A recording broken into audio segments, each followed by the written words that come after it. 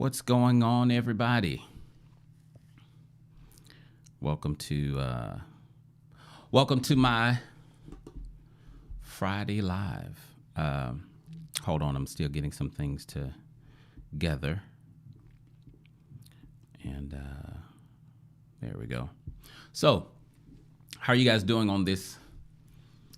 Is it a wonderful Friday? The sun was out earlier, but I know that this storm is getting ready to hit us, at least dump some rain on us. I don't believe, at least I hope it doesn't actually hit us, but we're about to get some rain this weekend. Nevertheless, I am here. My name is Clifton Brantley, as you can see on the screen. I do this every Friday to come on here to give you guys an opportunity to ask me questions. And as a matter of fact, let me go to the actual, I can see your chat there. So make sure I can see your questions when they do come up. So to give you guys time to get in and, get your questions together, whatever, I'm going to kind of give a recap of what we talked about on Wednesday. And if I did some new things with the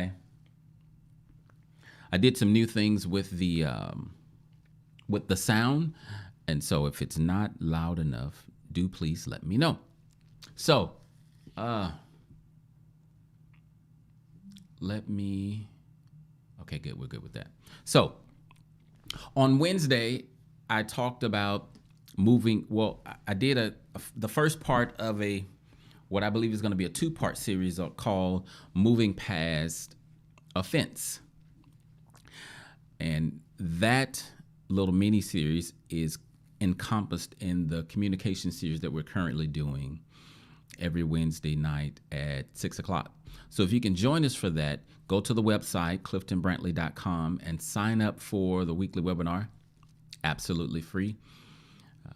Great content to help you do love and life better. Okay. But to kind of recap what we talked about on Wednesday, I highlighted the Serenity prayer, and most of you have heard of the Serenity prayer, and I'm not going to restate everything that I said on Wednesday, but I do want to highlight a couple of things. These 3 points that I did give you guys on Friday, or I gave whoever's watching on Wednesday, not Friday, and so I want to go through those. So the Serenity prayer says this: help me to accept things that I cannot change, the courage to change the things that I can, and the wisdom to know the difference. So I want to highlight 3 requests, the 3 requests in this prayer to help you see how they can help you prepare. This is the preparation part to move past offense. And so the first one is acceptance, right? The prayer says, help me to accept the things that I cannot. When it comes to relational harmony, there are some things that you must accept. You must accept.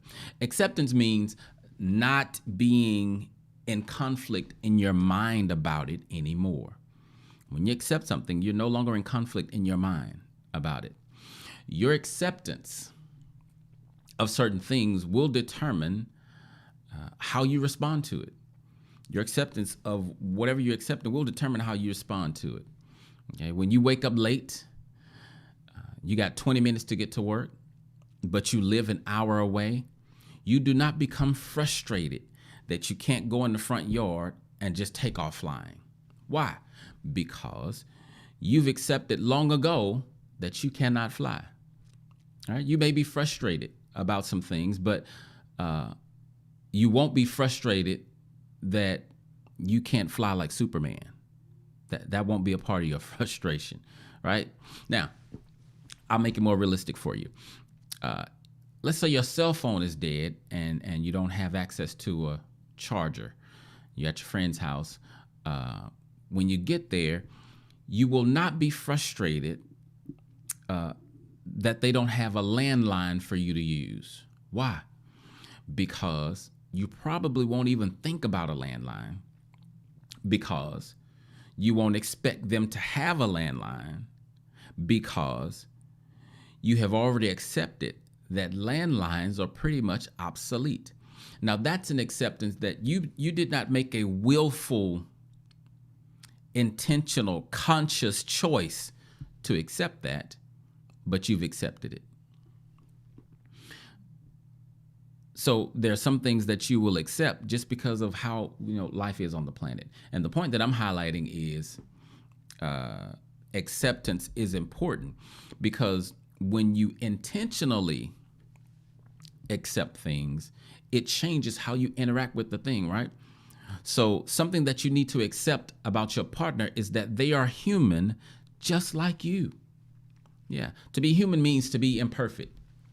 To be human means to be emotional. It means to be irrational sometimes. It means to have insecurities and irrational thoughts that only make sense to the person who has them.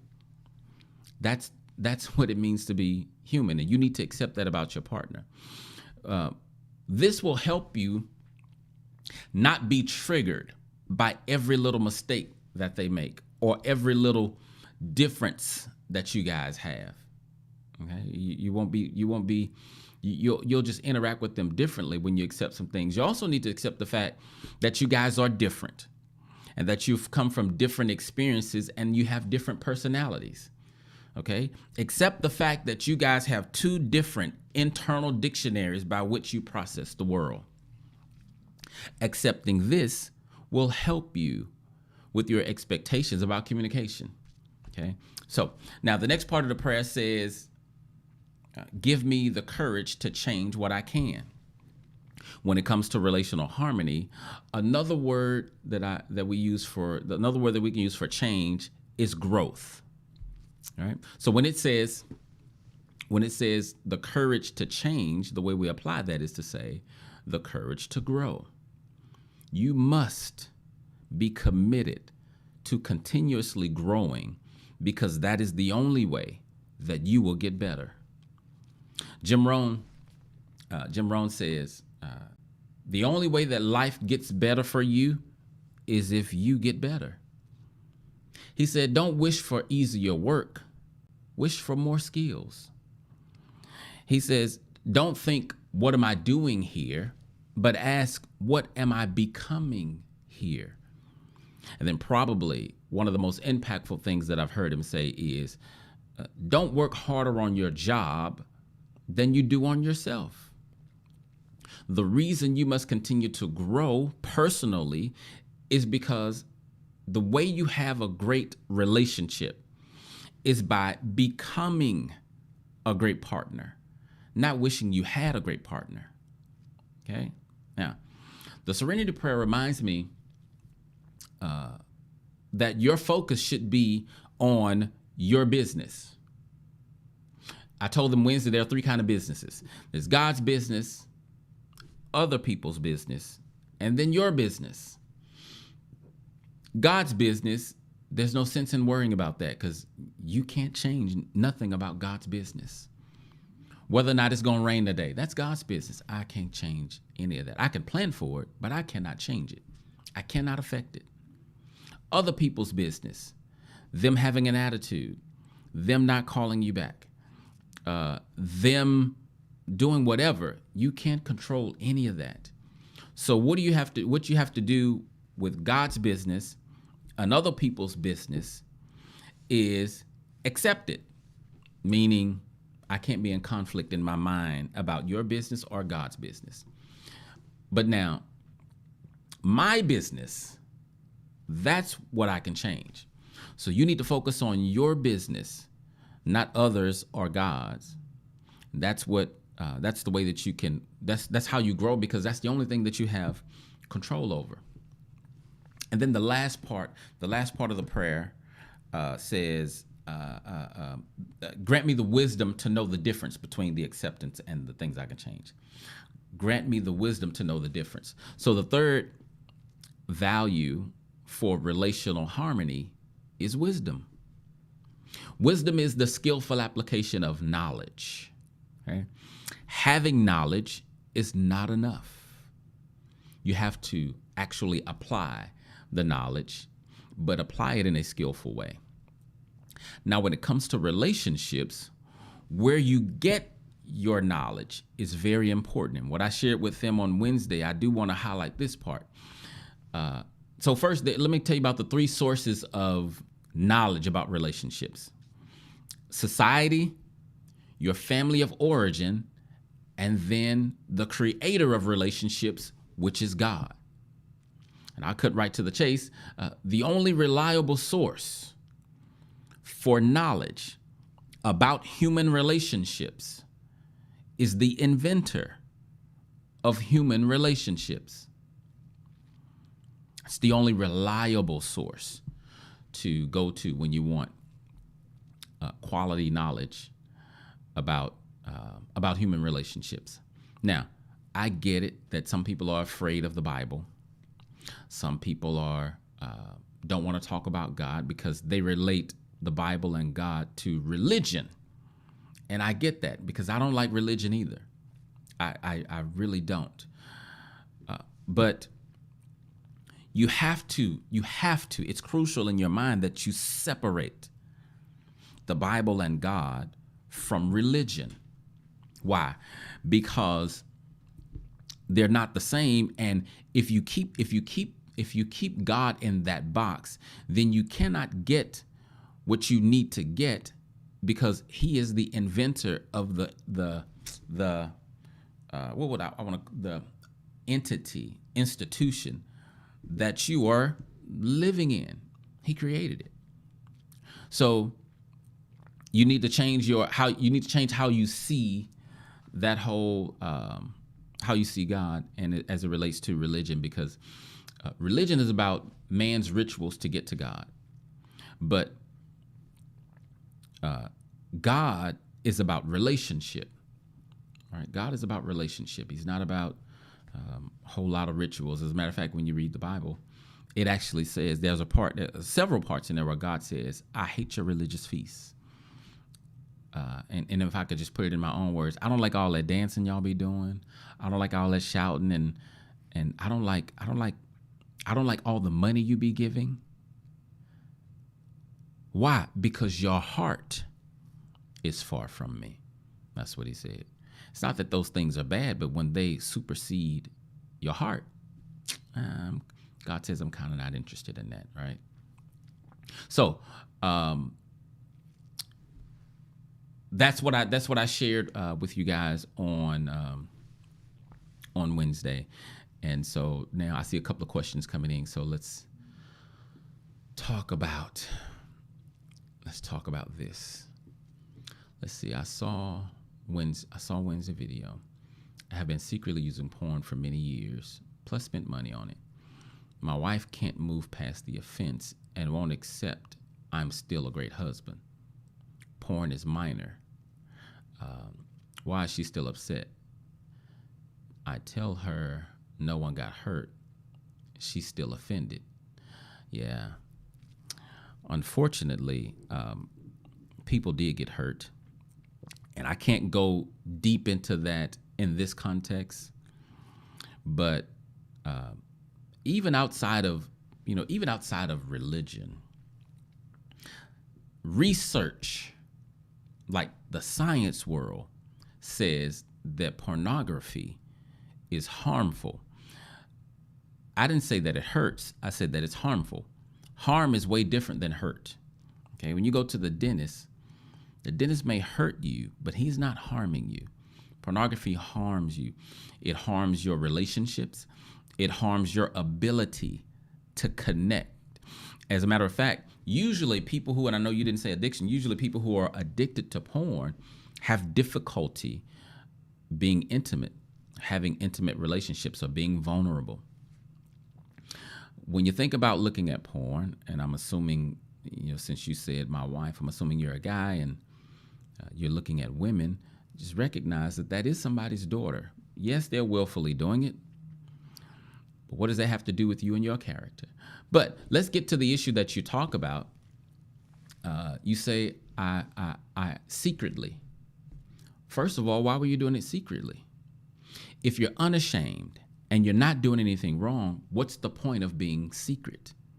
That's the first clue that you recognize it's not right. And then you say you did it for many years. So for your wife, she probably feels like all this time you were somewhere else mentally and emotionally because you were doing that. It's not a situation where it's harmless, you know. We say, why can't my wife move past it and see that I'm still a great husband? Well, that would be like, I can't say that. That would not be politically correct. Now my brain is frozen because the example I want to use, I can't because it's too sensitive based on all that's been going on this week. But I can say this. I can say it this way. That would be like a police officer, a white police officer killing a unarmed black man, and then saying, why can't y'all see I'm a good person? I got all of these accolades. I just did this one bad thing. It's not even, what it sounds like is you're trying to justify, hey, let me slide on that, even though it's really egregious. Let me slide because I got all this other good stuff. Did you know that research also says that when one negative thing happens, it takes 16 positives to overcome that one negative? That's just research. When you talk about still being a great husband, the thing is, you're not your husband. You're her husband. You can't grade your own paper. She's the one that determines whether or not you're a great husband. You can't, man, I do this, I do that, I do that. So listen, there's only one person on the planet who needs a husband, and that's the wife. So everything in the husband category, 100% of it, all of it, in the husband category, not in the man category, not in the father category. Okay? In the husband category, it's all for the wife. It's not for the husband, it's for the wife. So when you say, I'm still a great husband, says who? If she's grading your paper and she says nope, then you got to go with nope, and you got to step it up. You can't be how you want to be in a relationship with someone else, regardless of how they and like disregard how they feel and think, and it be okay, even if they're wrong. Look, let's say you're in a relationship with someone who is a crackhead, and they say, don't throw my crack pipes away. And you keep throwing their pipes away. They have a right to be pissed off at you. I'm not saying that they're right, but they have a right to be upset because they've committed themselves to living this way. You're trying to make them live that way. Y'all not gonna have a successful relationship. One of y'all gonna have to accept the other and then work on the in between. I know that's a crazy example, but I'm making the point that you can't just be how you want to be in a relationship and expect it to go well. You're not your husband, just like she's not her wife. Why is she still upset? Because she's still hurt. You may only see the anger, but trust and believe there's a lot of hurt. And that's why she's still hurt. And because she don't trust you. She don't trust that it was just this. You were so involved that you spent money. That sounds like addiction to me. But, it's your life. Now, the thing is, it's your life. God gave it to you. You can do what you want to do with it. So if you feel like you want to do porn, or if you feel like, you don't want to accept and understand where she is, you can do that. But you can't do that and have relational harmony. That won't happen. No, that won't happen. So she's still offended because she's still hurt. And you guys on that particular topic need therapy. Right? My webinars and this live will not be enough. You guys need to and you specifically, you need help understanding the depth of the pain that you've caused and why it's not just harmless. That's like playing with cyanide and not understanding how deadly it is because it doesn't have an odor. It's dangerous. It's really dangerous. And so, yeah, I would be careful, because if that's there are more than likely other mindsets and beliefs that are anti-marriage. This may just be the one that is obvious and has shown up, but there's others in there. I'm almost certain of it, even though I don't really know who you are, but I'm certain there are other things in there that are anti-marriage. And one of the things I highlighted on Wednesday is this: people try it, and some would even hold up their marriage and say, "See, look, I'm not just trying it. Look, I'm doing it." But I'm convinced you cannot do marriage the way you want to do it, irregardless of how the creator of it says do it.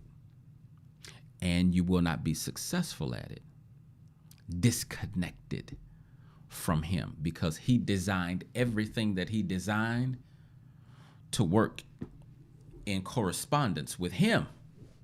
That's just good sense. Like I always say, Apple doesn't make products that work better with Android stuff. Apple doesn't make things that work better with LG and Vizio. It may work with those things, but it's not going to work better. Apple designs products that works better with Apple products. Why? Because they invented their stuff to work with their stuff. That's just basic common sense. They're not smarter than God. God's not going to give you a life that makes him irrelevant. It's not going to happen. Now, is Preston the only one on here with some questions? Y'all just listen to me talk to him? What y'all got? It's been a long day. And so I definitely am ready to get back to regular life. Well, actually, I don't know if I'm ready to get back to regular life, because the thing about it, I like doing this virtual counseling. Honestly, I've come to like this a lot more than face-to-face, but for selfish reasons, because it's more convenient. I understand people want to see me face-to-face, and I do face-to-face sessions on Mondays and Tuesdays. I think I'm going to keep it that way for a while. I don't know if it'll be forever, but for a while. So let's see. I didn't know addiction can on non-pills. She said she's betrayed because I hid it. I was protecting her, not me. Is it absolutely? That's minimizing it. And that's painful. So here's the reality. You believe what you're saying as far as you were protecting her, but it's not true. You were protecting you. You were not protecting her. That's like someone cheating and saying, I lied about it because I was trying to protect you. No, you were protecting your lie. You were protect. So how are you protecting me when you're doing wrong? You're hiding your wrong as opposed to doing right. You can't justify it that way. That's harmful. And the betrayed partner gets to determine what betrayal is. And that is a betrayal because you had a whole separate life. Do you understand that you had a secret life? You may not have brought physical women into y'all's marriage, but you brought other people in. They took up space in your mind. The battlefield of life is in the mind.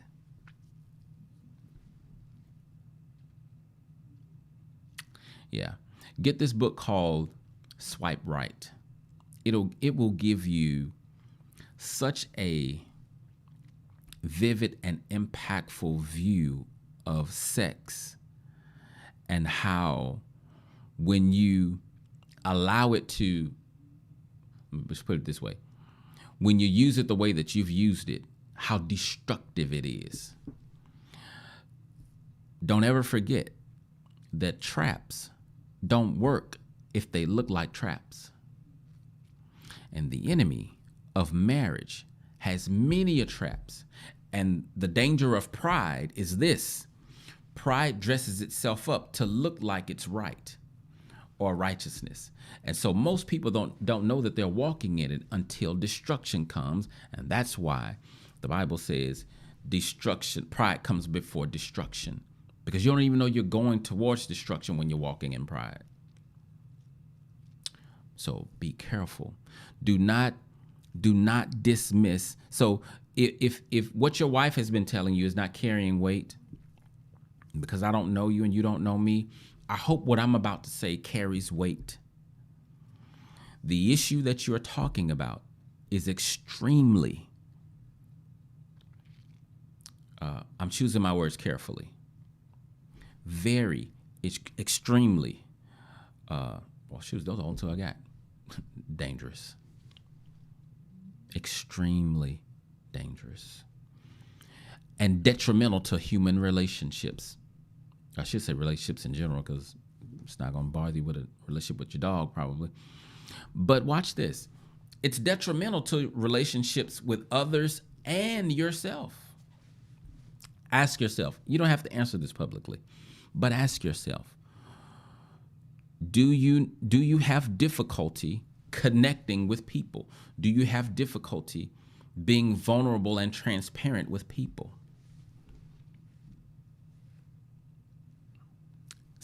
Pornography, I promise you, is not about an orgasm. It's not about an orgasm. It is a dark hole. So one of the documentaries I watched a while ago on Ted Bundy, the night that he was killed, the night before they crucified him, the night before they executed him, he gave an interview. One of the things that he said, and it really stuck out to me, I think he was very honest in what he was talking about, but one of the things that he said was, I really want to get the message out to parents about pornography and the destructiveness it has on our youth. And he said it 2 or 3 times. Like, the guy would be asking one question and he'd say, yeah, but I really want to get this home. He's like, it's something destructive about pornography. This was a serial killer. He had nothing to lose. He's getting ready to get killed the next day. And so I didn't need him to say that to pay attention to it, but I think it's worth paying attention to.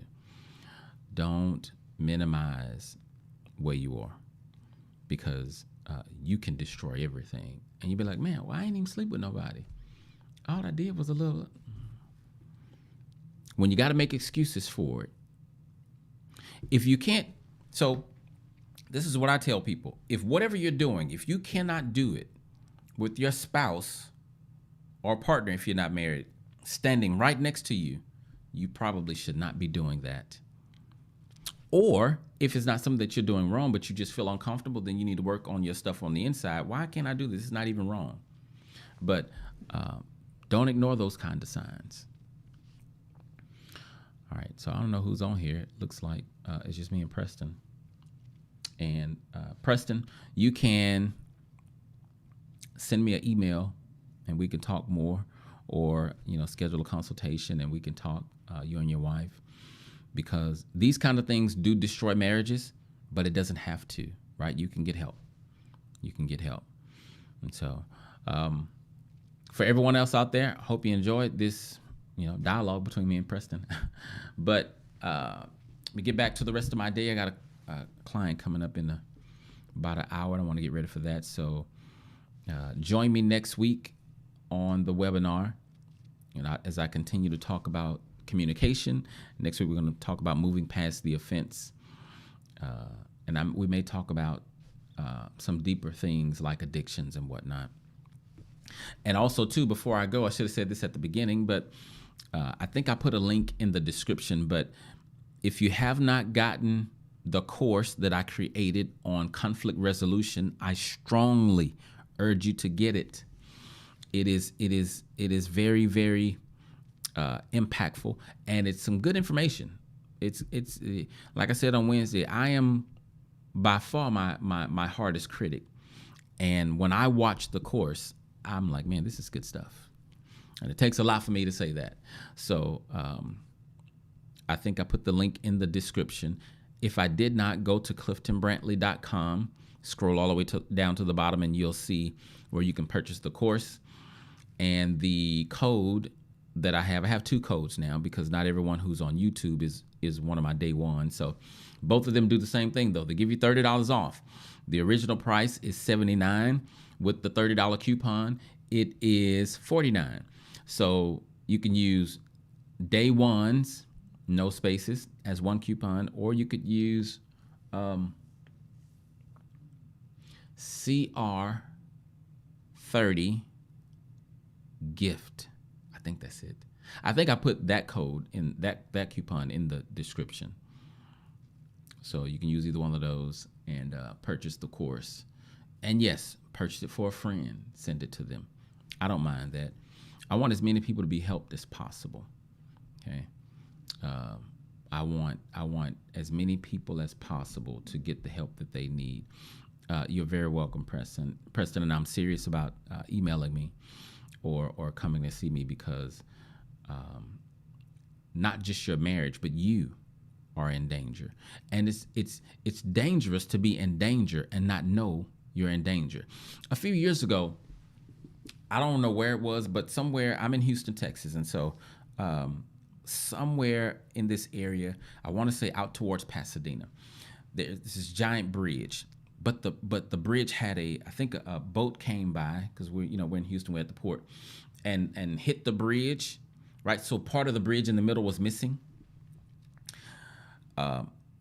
Before they realized that the bridge was out, several cars had come, I don't know, and driven off the bridge into the water, and folk died because it was pitch black at night, and no one saw that the bridge was out. That's what it's like, the path that you're on. You're just going along, and you may not even know how much danger you're in, because traps don't look like traps, or else they would not work.